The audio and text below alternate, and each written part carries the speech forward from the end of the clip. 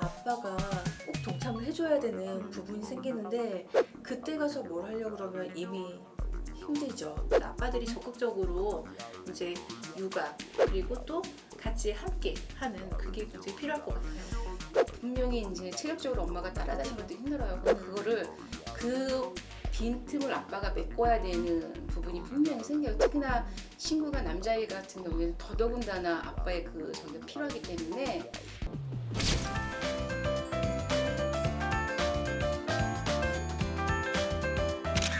발달장애인 가족들과 함께하는 채널 우리 아이 연구소.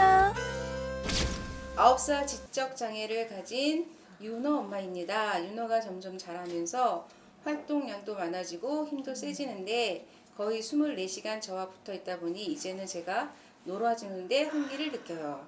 그런데 애아빠는 일을 핑계로 아이와 노는 시간이 절대적으로 부족합니다. 그런데 날이 갈수록 부자간에 함께 있는 시간이 점점 줄고 아이도 아빠는 멀리하고 저만 찾고 있는 상황입니다. 이제 윤호가 1살, 2살 더 먹어가면 아빠와의 시간이 더 필요할 텐데 앞으로가 더욱 걱정이에요. 이 문제로 애아빠와도 자주 다투게 되는데 좋은 방법이 없을까요? 이거 안 돼요. 이거 독방 육아 절대 안 돼요.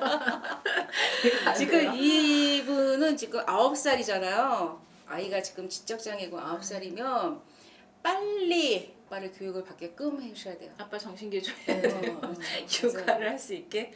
그쵸. 그러니까 아빠가 굳이 육아를 아니더라도 내 아이가 아픈 거는 아빠도 아실 거예요. 아이가 장애가 있는 거는. 근데 지금 나이가 또 한 살보다 먹게 되면은 분명히 이제 체력적으로 엄마가 따라다니는 것도 힘들어요. 그럼 그거를 그 빈틈을 아빠가 메꿔야 되는 부분이 분명히 생겨요. 특히나 친구가 남자아이 같은 경우에는 더더군다나 아빠의 그 저기가 필요하기 때문에 그때 필요한 그 시기에 가가지고 아빠가 아이를 보게 되면은 전혀 이해가 없는 상태에서 보게 되면은 더 아이가 힘들거든요. 그러니까 미리 그거를 방지하기 위해서라도 공부를 미리 해야 될 것 같아요. 저는 지금 9살 남자애라고 돼 있잖아요. 저는 좀 걱정이 되는 이제 사춘기가 얼마 남지 않았다는 거죠. 사춘기가 되면 그때는 이제 엄마가 케어할 수 있는 부분 한계가 있거든요. 그러면 아빠가 꼭 동참을 해줘야 되는 부분이 생기는데 그때 가서 뭘 하려고 그러면 이미 힘들죠. 그쵸. 네, 그래서 지금 가능하시다면 조금 씻기는 부분만이라도 좀 아빠한테 맡겨보시는 건 어떨까라는 생각이 들거든요. 다른 부분은 뭐 엄마가 금방 알 거예요. 아이의 눈빛만 봐도 엄마는 네. 아 이거 그러면 딱 줄 건데 이제 아빠는 그런 부분에 대해서는 좀 둔하죠. 네. 아무래도 네네.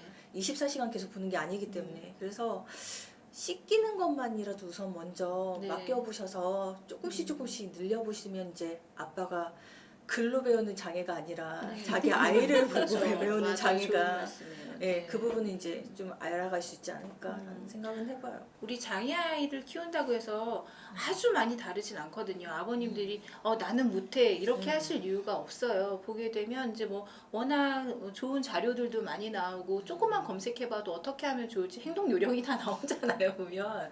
그래서 그런 데 도움을 받으시게 되면 아이를 키우는 게 꼭 엄마만의 일은 아니다라는 저는 생각이 들어요. 그래서 어렵지 않아요. 그냥 일상생활에서도 뭐 옷을 갈아입힌다거나 세수를 한다거나 밥을 먹인다거나 얼마든지 도와주실 수 있거든요. 어렵지 않거든요.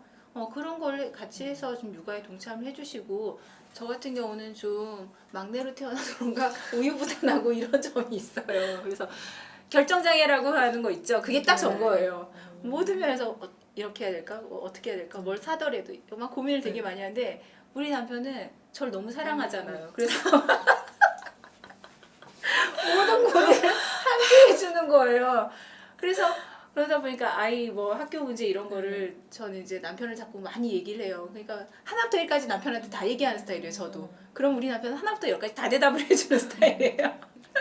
그래서 우리 같이 얘기하게 되면 진짜 아이에 대해서 얘기를 많이 하거든요. 그럼 이제 뭐 하다못해 우리 연수가 걸을 때 뭐 이래. 그럼 우리 남편은 바로 반응도 빨라요. 바로 딱 보고서 걷는 거 보고 진짜 그러네? 내지는 저거 괜찮아 뭐 이런 식으로 내지는 막 검색을 하고 굉장히 적극적이죠.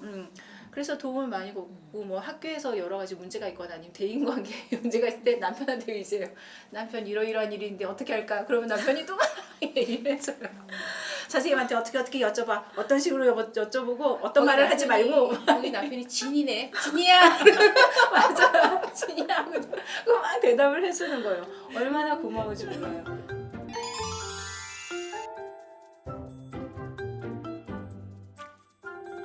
아무래도 아빠들은 평소 엄마들이 자주 못 해주는 그 몸으로 하는 놀이를 자주 해주는 것이 좋을 것 같아요. 방에서 말도 태우고 가위바위보, 딱밤 때리 같이 좀 짓궂은 놀이도 서로 교감하는데 도움이 되는 것 같아요. 여자아이든 남자아이든 어릴 때는 큰 차이가 없이 몸으로 부딪히는 걸 좋아하더라고요.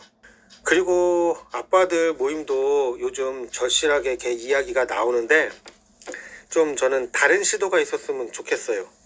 장애 아이들한 어떤 무거운 주제를 가지고 나가면 그 순간부터 굉장히 복잡한 관계가 되고 또 애초에 시작 자체가 어려운 경우가 대부분인 것 같아요. 아이들 문제는 일단 걷어내고 가벼운 마음으로 그냥 각자 좋아하는 것들 그런 걸로 처음에 시작을 하는 게 오히려 가능성이 높지 않나 그렇게 생각합니다.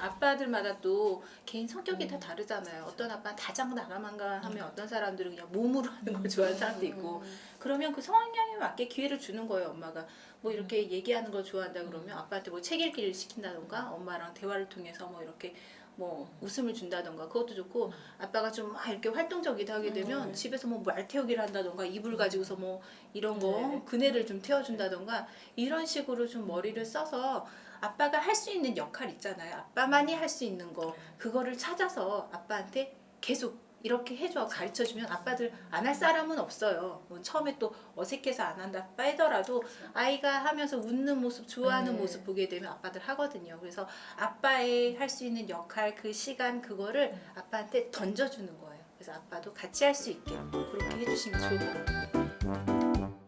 우리 아이 연구소에서는 여러분의 많은 참여를 기다립니다. 참여를 희망하시는 분들은 아래의 메일 우리아이네이버닷컴으로 연락 바랍니다. 우리 아이 연구소.